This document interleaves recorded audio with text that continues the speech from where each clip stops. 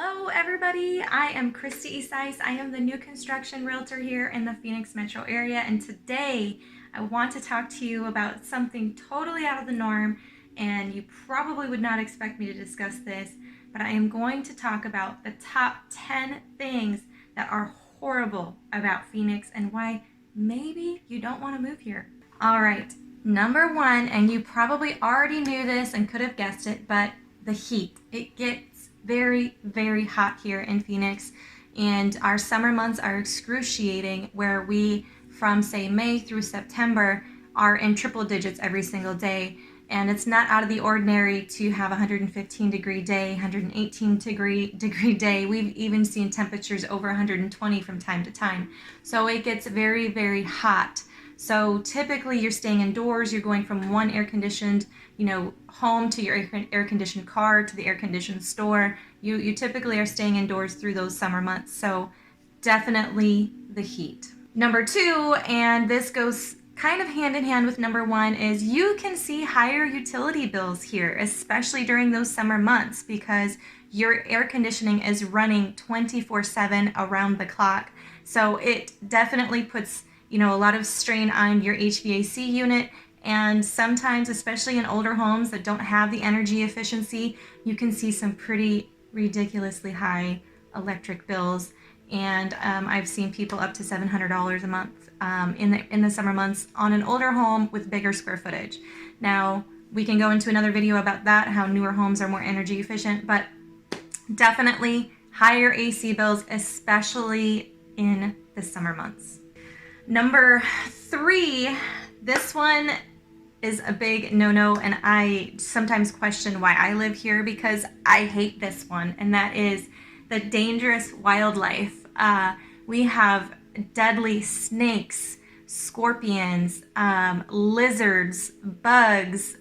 We have it all, right? So we have obviously tons of rattlesnakes. We have the coral snakes that are deadly.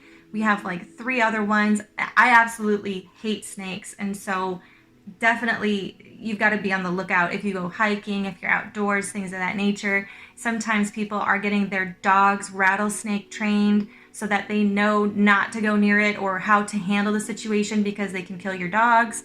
Baby rattlesnakes can bite your kids, and the babies are actually more deathly because they don't know, they just drain all their venom, versus the adults will bite and retract. Yeah, big con to living here. Scorpions, obviously, there's the bark scorpions, which are extremely deadly. You've got your black widows, your brown recluse spiders. I mean, I could go on and on. Oh, and don't let me get started about those Gila monster lizards that are deadly. So yeah, number 3, we've got some pretty wacky and deadly wildlife here. Number 4, we have horrible air pollution in the Phoenix area. So the Phoenix metro, if you kind of look at an aerial view or you kind of look at a map or whatnot, we are surrounded with mountains.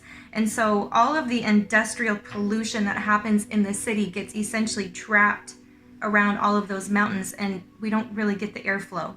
So we are actually, I believe, second worst air quality in the nation, right behind Bakersfield, California. So our air quality is rated an F, obviously, in the Phoenix metro. Now there's suburbs, right, where you can get away from that, but if you're looking at living in central Phoenix metro, you're going to have some horrible air quality. So those with asthma or compromised lung situations might not be a really good thing for you.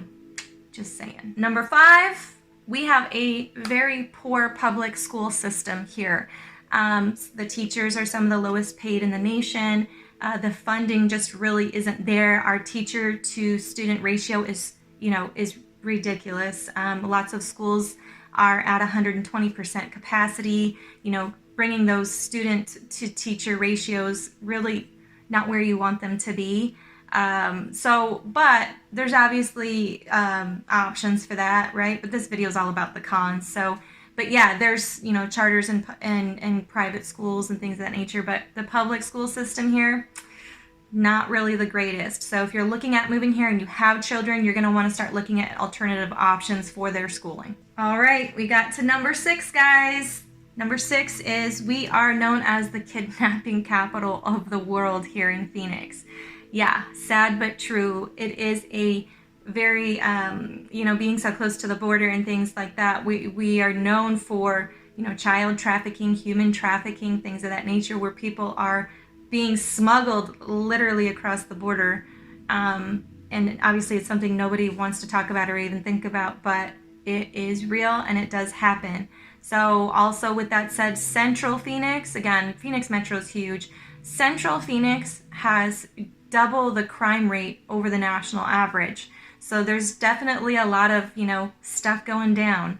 And that's definitely something to consider about where you're wanting to live. All right, number 7, we have some of the craziest drivers here. I don't know what it is. I don't know if it's the heat. I have no clue. If, I feel like really majority of the population here just doesn't know how to drive. Not me though, I know how to drive. But that just brings up a lot of other things, like the car insurance here is more expensive than a lot of other averages across the nation. With that said, you also have to consider, because it's so dry here and we have a lot of rocks and things like that, freeway driving, you're going to get your windshield chipped multiple times a year. So having glass coverage here in your car is essential, so that way you can get your windshield swapped out. But that brings up car insurance rates. So that, coupled with crazy drivers, it's not out of the ordinary to see somebody going the wrong way on the freeway. It gets kind of crazy, guys. It's real, and it's definitely something that is a negative about living here. All right, number 8, and this kind of goes along with number 7, but we have a large population of seasonal residents here, and that a lot of it we call snowbirds, where people from the Midwest or the East Coast are coming during those winter months because it's our best time of the year here, and they'll have a second home here. So we have a huge outburst of population during those months, but also during those months we have the Cactus League spring training here. So all of these professional baseball teams are coming here, which that coupled with the snowbirds just completely explodes our population during those really beautiful months here. So freeways get busier, stores get busier, crazy drivers become more abundant. It's it's like a love-hate relationship with those winter months, because we have the better weather, but sometimes it creates more of a busy lifestyle than we're used to during those summer months. All right, and number 9 why you should not move to Phoenix is because the city is super spread out. So if you're looking for more of a city feel, city vibe, where you can take public transportation, you can walk around all of this cultural stuff in downtown. If you're looking more of that New York vibe, or even downtown LA or San Diego, things like that, it doesn't really have the same feel. It's extremely spread out. So typically to go anywhere, you've got to get in your car and drive. We do have a public transportation system here, and we do have a light rail, but it doesn't really get used much, because people are traveling majority of the time in their car to get from one point to the other. So like for myself, I live up in the northwest corridor of the Phoenix metro area. For me to get from that side to the other side of the valley, sometimes it can take me an hour and a half or even more, depending upon traffic. So it's extremely spread out, which could be a con for you if you're looking for more of that city vibe and city feel. With that said, there are some things downtown that you can get into and become, walkable and things like that, but it's very spotty and very pocket-like in, where you go. So that could be a con for you. That's number 9. And last but not least, we get to our number 10, and that is that Phoenix is getting busy. Last stats, it was 250 to 275 people a day are moving into the Phoenix metro area, and that is creating a ton of just traffic, obviously in car, but stores, and it's creating this buzz where we're having a plethora of people coming in, and we don't have the homes to support that. So it's starting to drive up pricing, and we're seeing multiple offers on homes. We're seeing people waiving contingencies, which mean, no appraisal, no inspection, things like that. So it's it's becoming a little bit crazy here, and our infrastructure, we're really just trying to get that at bay. So we're increasing our freeways. We're trying to build as fast as we can, but the amount of people that are moving here is putting a big stress and strain on the construction, which is probably a good problem, right? But if you're looking for something a little bit, more laid back, or just, things of that nature, it's not gonna be that feel that you want here in the Phoenix area right now. So there we go, guys.